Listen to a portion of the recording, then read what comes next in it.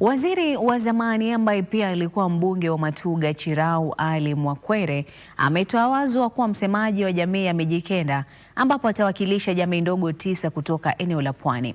Hafla hiyo iliyoandaliwa kwenye kijiji cha Vishakani huko Kaloleni, kaunti ya Kilifi, ilisadifiana na ukumbusho wa miaka 53 baada ya kifo cha Ronald Ngala, hatua ambayo ni muhimu katika ukumbusho wa ufufuo mmoja wa jamii hiyo.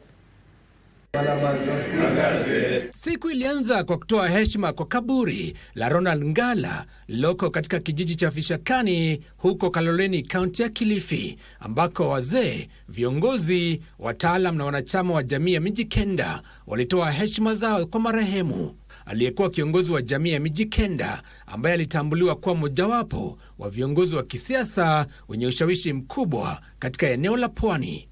Viongozi wa jamii hiyo akiwemo mwana wa kiume wa Ronald Ngala ambaye pia alikuwa waziri wa zamani wa utalii Noah Katana Ngala walikariri kwamba kutawazwa kwa hatibu wa jamii hiyo kunaashiria mwanzo wa ufufuo wa umoja ambao ni yamkini miaka 53 baada ya kufariki kwa Ronald Ngala.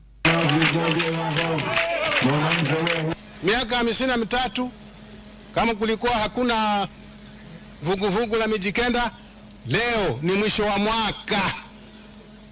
Uzashala. Mimi najua wako wengi ambao watatumia pengine kutugawanya. Sisi tumeamua hatutagawanyika kabisa. Tumekuja pamoja, sikukejeli mtu yeyote.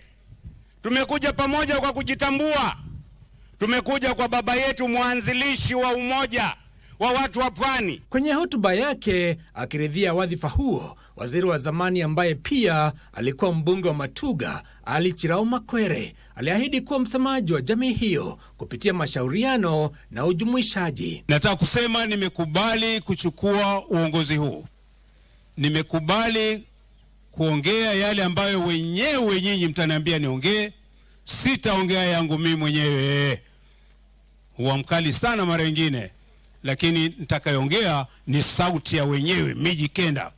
Aidha, aliibua wasiwasi kuhusiana na kudidimia kwa maendeleo katika eneo la Pwani, huku akiangazia tatizo la uraibu wa mihadarati miongoni mwa vijana kutoka jamii ya Mijikenda, akilitaja kuwa changamoto kubwa. Madawa ya kulevya yatolewa hapa kwa Mijikenda tu. Unga, sindano za kujidunga. Nataka niwaulize, ukienda Voi utaona vijana wanajidunga sindano? Hakuna. Utaona wanakula unga? Uende Makueni watu wanakula unga na kujidunga sindano?